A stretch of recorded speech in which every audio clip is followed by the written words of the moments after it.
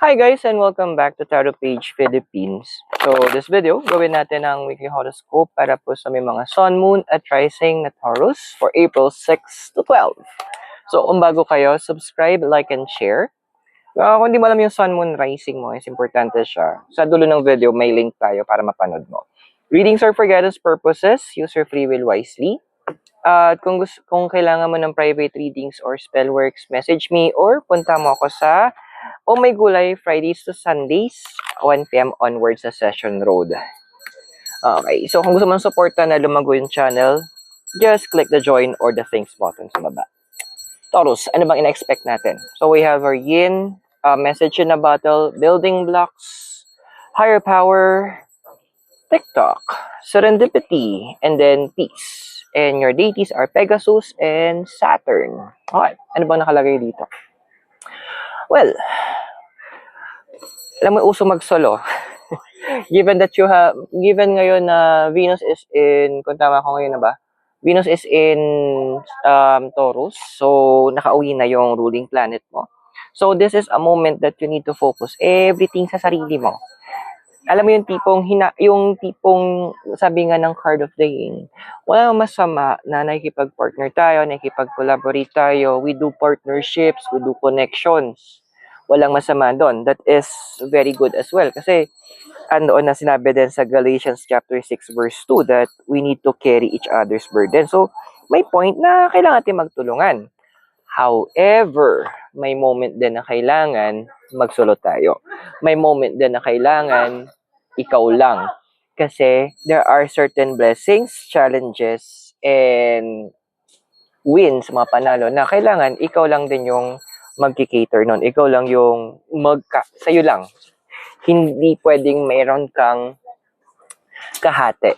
Now, si message na battle, pinapaalala din kasi sa'yo na kaya nga mo, marunong ka ding mag-read between the lines. Kasi, napapansin mo, diba, may mga naging kasama ka before na hindi maganda yung connection mo sa kanila. May mga, yung in the past, diba, may mga nakilala mo yung totoo nilang kulay, nakita mo paano sila mag-inarte. Yung mga tipong, mga bida, ayun, sana palta na si Jollibee na lang. Kasi napaka-bida-bida nila. Parang sobrang mamaro na hindi nila alam yung concept ng tinatawag nating give and take. Hindi nila alam yung concept na dapat hindi naman to one-man show. Yung ang ganda ng purpose mo, 'di ba? Pero alam mo yung tipong feeling nila pwede ka nilang i-under. Ay, hell no, that will not happen, 'di ba?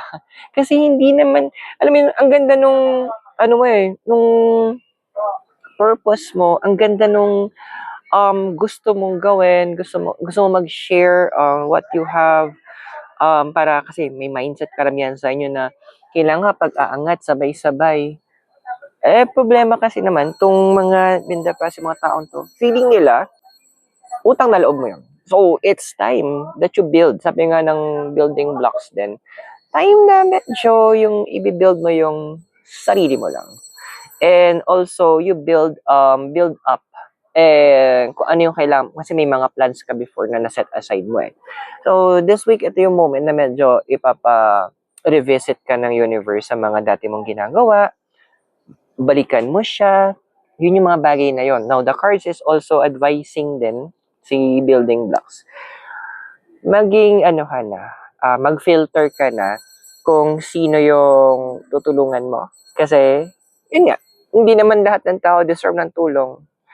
Kasi although maraming humihingi, pero ang dami dyan kasi, kaya humingi ng tulong sa tinatamad. And ang gusto lang nila is gamitin yung kakayahan ng ibang tao para sa personal gain na. So masakit dito yung mga tao to in the past, hindi nga marunong magpasalamat, diba? So, cut them off. Walang masama. Hindi mo kailangang mag-explain ba't mo ginawa. Just do it. Wala kang pinagkakautangan ng explanation sa iba. Now, we have here is also higher power. Alam mo yung pinapala din sa'yo ng cards na nalilimutan mo siguro, no, how powerful you are. Kung ano bang ibig sabihin ng second house na ruled ng Taurus. And Taurus is called the house of resources and the house of money. So you have already forgotten kung gaano mo kayang mag-create ng money. hindi lang money, but also resources. Ano ba mga klaseng resources? Resources also in connection, resources with time, resources with people. Madaming klase, even knowledge, wisdom. Lahat yon resources. Na dyan nakalimutan mo lang siya na i-activate. So, habang nakauwi na ang iyong ruling planet sa house mo, time naman na i-activate mo yon. Well, individuality talaga medyo ngayong moment mo. So, dagdag natin, ano ba sinasabi sa ni TikTok, serendipity, tsaka ni peace. Ayun. Well, I'm so sorry, Taurus, Hindi to yung linggo na pwede ka magpahinga. Hindi to yung linggo na pwede ka magbabanjing-banjing. May kasabihan nga strike while the iron is hot. Kumbaga sa panday, pag tinanggal na yung bakal doon sa nagbabagang doon sa nagbabagang mga uling, ay dahil kailangan pokpokin yun, madaliin. Kasi kapag may lumalamig na yun, mahihirap na siyang iporma doon sa gusto ng panday. Same thing din sa'yo. Sorry na, hindi ka muna pwede magpahinga. As in, ang dami mong projects, ang dami mong meetings, iba sa inyo, ang daming kailangan balikan, aralin. As in, medyo hectic ang schedule natin. Of course, wag naman natin isa-sacrifice na hindi tayo magpapahinga from time to time. Kasi kailangan din yun. Doon tao ka lang ha.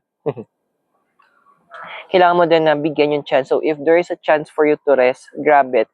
Now, yung rest na sinasabi ko, literal na pahinga ha, hindi yung pahipahingahan lang. Kasi may iba sa inyo, overboard nyo Andoon na kaya may mga tao in Taurus, nagkakaroon kayo parang nanghihina kayo, nalulupay-pay kayo. It's because hindi nyo ginagawa yung proper sleep. I-schedule nyo yung mga kailangan nyong gawin. Now, isang pala din sa'yo ni Serendipity. Alamin mo kung ano yung value mo sa harap ng mga ibang tao. Ano ibig ko sabihin dito? Ang isang inumin, sabi natin isang bote ng mineral water. Kahit iisang quality lang yan, pero nag-iiba ang presyo niyan, depende kung nasan siya. Ganon din sa'yo. Know and understand, re-understand and re-know kung ano yung worth mo. Kung ano yung value mo, ano yung kaya mong dalhin, ano yung kaya mong ibigay. Kasi madami nga, ina-underestimate ka. Hindi na natin nahayaan mangyari yun ulit ha, Taurus.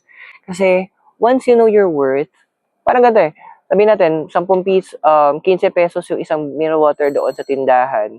Punta ka ng park, nagiging 25 siya. Punta ka ng convenience store, nagiging 30. Try mo sa airport, baka mamaya higit 50 pa. Your value is determined by the people that you have in your life.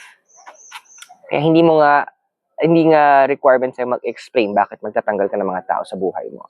Now, kapag pag nagawa mo yon, you will find that peace na hinahanap mo. Why?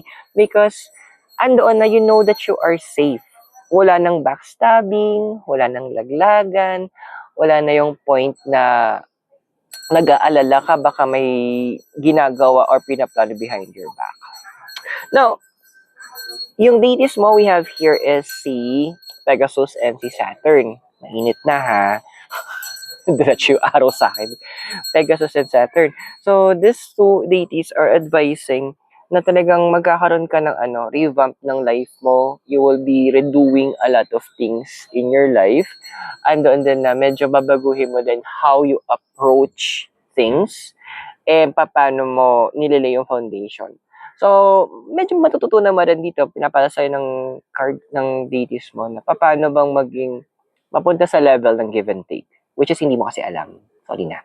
So, yun yung kailangan mo intindihin ngayon, kailangan mo aralin kasi importante din yun sa'yo. Okay? So, I hope nakatulong yung readings. Those are for guidance purposes. Use your free will wisely. At kung bago po kayo, subscribe, like, and share. Kung gusto niyo po for private readings po or spellworks, message me or Friday to Sunday, nasa Oh My Gulay po tayo in Session Road. And to support us, subscribe, click niyo po yung join button o yung thanks button sa baba. Taurus, maraming salamat. God bless. Namaste. Hare Krishna and blessed be. And hope to see you soon. Wala po dito sa Diplomat Hotel in Baguio. Have a great day and bye for now.